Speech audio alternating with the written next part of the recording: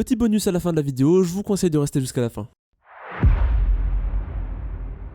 Eh bien bonjour à tous et bienvenue sur cette nouvelle vidéo, je suis très heureux de vous retrouver aujourd'hui parce que dans ma dernière vidéo j'ai réalisé une fusée avec une bouteille et du gaz que j'ai produit moi-même à partir d'eau. Donc c'était sympa, mais aujourd'hui ce qu'on va faire c'est un peu plus sérieux, c'est qu'on va réaliser un vrai carburant solide à mettre dans des fusées amateurs. Donc je vais vous demander de pas reproduire ce que vous allez voir dans cette vidéo chez vous, parce que même si c'est très connu et vachement reproduit, prenez pas trop de risques inutiles. Donc là, vous êtes sûrement en train de vous dire que ça va être très compliqué, qu'on va devoir trouver des ingrédients incroyables pour faire des fusées, donc ça va coûter très cher. Eh ben non, notre carburant, ça va être du sucre, tout simple, donc trouvable en magasin, du saccharose normal. Et notre comburant, ça va être tout simplement du salpêtre qu'on peut trouver sur Amazon. Donc si vous avez été attentif dans ma dernière vidéo, même si je vais le réexpliquer ici, pour qu'il y ait une combustion, il faut un carburant, un comburant et de la chaleur. Donc pour rappel, au cas où vous savez pas, un carburant ça va être par exemple du bois, du gaz, de l'essence, et le comburant c'est dans la grande majorité des cas l'oxygène. Sauf que vous vous en doutez, le salpêtre c'est pas de l'oxygène, mais ça en contient beaucoup. Et en fait sous l'effet de la chaleur, il va se décomposer et libérer l'oxygène, ce qui va permettre de continuer la combustion. Et donc c'est comme ça qu'on obtient un combustible qui peut brûler même dans l'espace ou avec aucun apport en air. Notre mélange solide, il ne pourra pas être éteint une fois qu'il est allumé. Donc c'est aussi ça qui est dangereux, c'est qu'une fois que c'est lancé, on peut plus l'arrêter. Et bon, vous en faites pas, ça va bien se passer.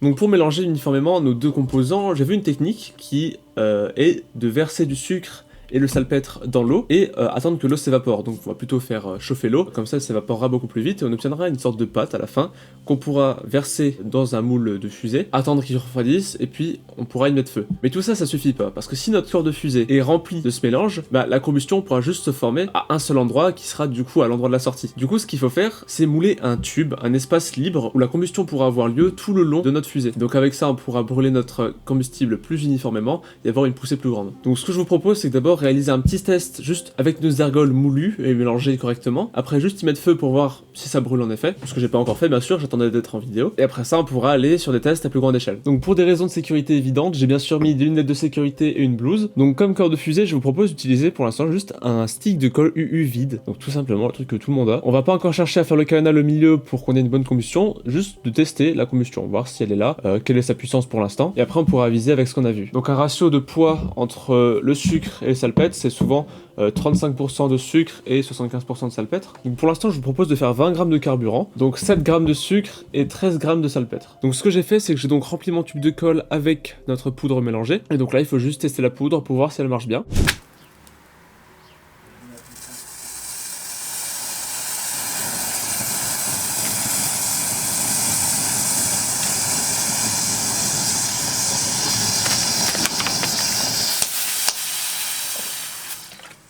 Donc maintenant qu'on a vu qu'on a bien une mixture fonctionnelle qui fournit une bonne combustion, on va pouvoir étendre l'expérience à un niveau supérieur. C'est-à-dire qu'on va mettre beaucoup plus de combustible et attendre jusqu'à ce qu'il reste vraiment plus rien. Donc cette fois-ci, j'ai réalisé une pâte en faisant chauffer notre mélange sucre-salpêtre dans de l'eau. Donc j'ai fait bouillir jusqu'à ce que ça devienne assez visqueux, et je l'ai versé dans un tube de carton en faisant cette fois-ci la chambre de combustion pour avoir une poussée optimale, même si on va pas pouvoir encore la mesurer. Et la seule chose qui va changer par rapport à la fois d'avant, c'est que là on va utiliser une poudre très inflammable pour le démarrage de la combustion, parce que sinon c'est assez compliqué à allumer, donc on va se baser là-dessus.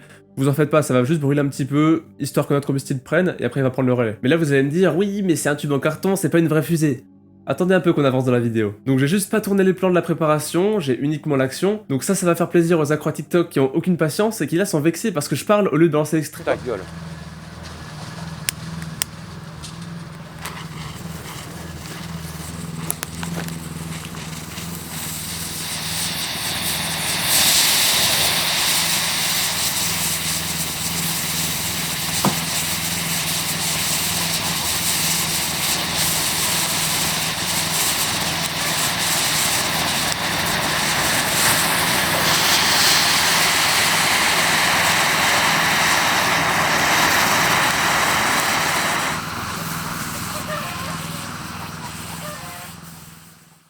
Donc comme vous avez pu le voir, ça brûle extrêmement fort, j'ai pas pu vous le montrer à ce moment-là parce que j'avais pas de plan large, mais il y a vraiment eu un gros dégagement de fumée. En tout cas on a vu que c'était très puissant, donc on va pouvoir passer à l'étape finale. Je me suis procuré un tube de 25 cm de long et de 5 cm de diamètre. Donc ce qu'on va faire c'est qu'on va préparer notre mixture en très grande quantité, le verser dans notre tube, faire la chambre de combustion au milieu et on pourra balancer la combustion. Alors comment j'ai fait pour boucher l'extrémité du tube? Eh bien c'est très simple, en gros j'ai d'abord mis une couche de résine époxy, sachant que j'avais bouché le bout du tube avec du barnier pour pas que la résine époxy se barre, et une fois que la résine était sèche, j'ai pu placer par-dessus une couche de plâtre pour ajouter une protection à la chaleur.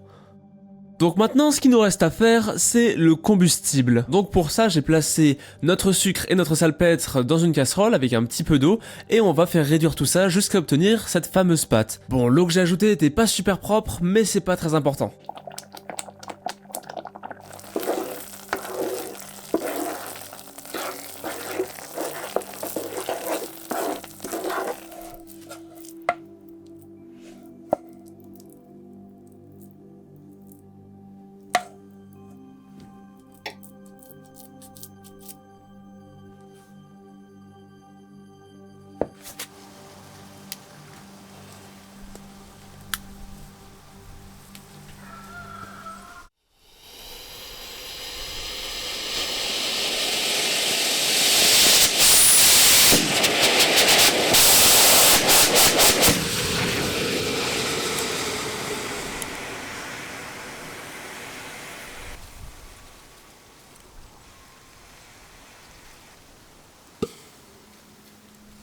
Alors ça les gars, alors ça... Non mais c'est... Wouah. Oh l'aberration gros. Ah ça a défoncé tous les trucs là. Il y a un truc qui a été projeté ici. Un bout de carburant apparemment. Bien sûr je précise que genre je tourne pendant que le sol est mouillé et qu'il fait 0 degré. Évidemment, parce que ça je l'aurais pas fait tourner en été, mais genre... Wouah. C'est insane.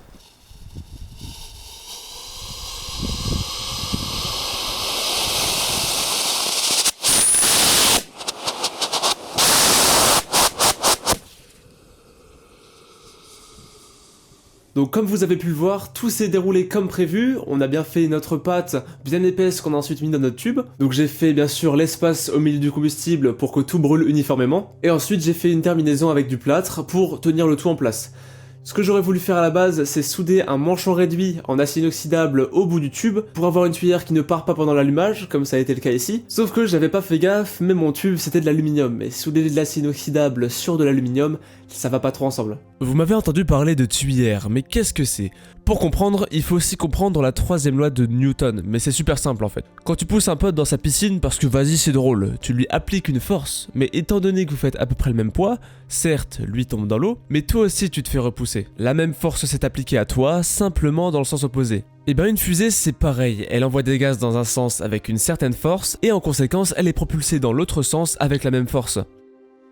Si vous vous intéressez un peu aux fusées, vous avez déjà remarqué ce petit embout de là où sortent les flammes, et toute votre vie vous vous êtes dit bah c'est le réacteur. En fait, pas tout à fait. Cette partie visible, c'est ce qu'on appelle une tuyère. C'est ce dont je parlais avant, c'est ce qui vient juste après la chambre de combustion où règnent des gaz à une pression immense, et c'est ce qui va servir à les décompresser. Pourquoi faire? Eh bien décompresser des gaz revient à convertir cette pression en vitesse. Et qui dit vitesse dit force, et qui dit force dit poussée. Si on n'avait pas de tuyère, les gaz se décompresseraient à l'arrivée dans l'atmosphère, mais dans tous les sens. Donc certaines forces, par exemple celle aux extrémités, provoquent aussi de la poussée horizontale qui va s'annuler avec celle à l'opposé, et donc on a des pertes. La force a bien été créée, mais elle a été annulée avec celle en face. Mais au contraire, une tuyère, ça permet de convertir la pression en vitesse de manière très concentrée, donc pas de perte horizontale, et c'est comme ça qu'on arrive à propulser des fusées de plusieurs tonnes dans l'espace.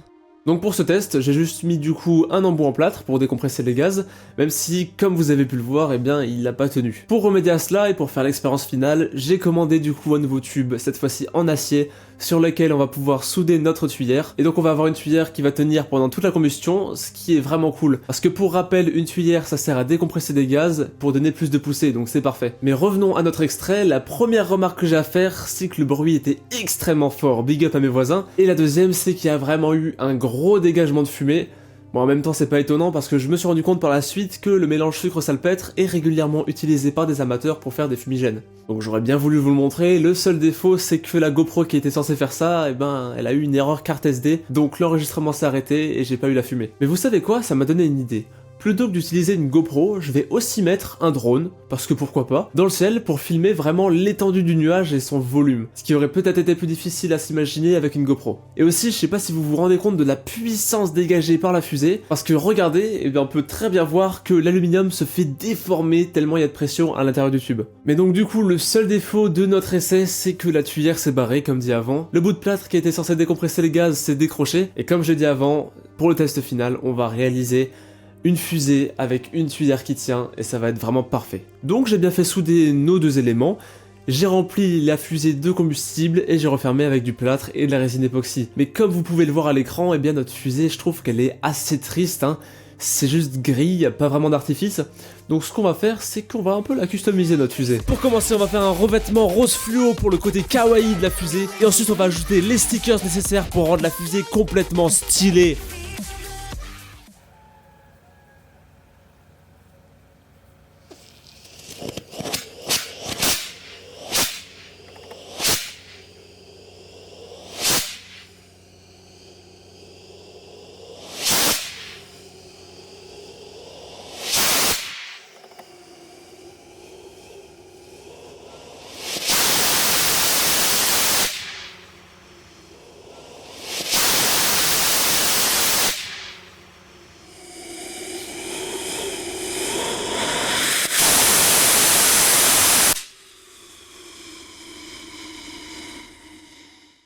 Bon, c'était pas parfait, la combustion faisait un peu n'importe quoi, et à ça j'ai deux explications. Déjà, j'avais mal dosé le mélange.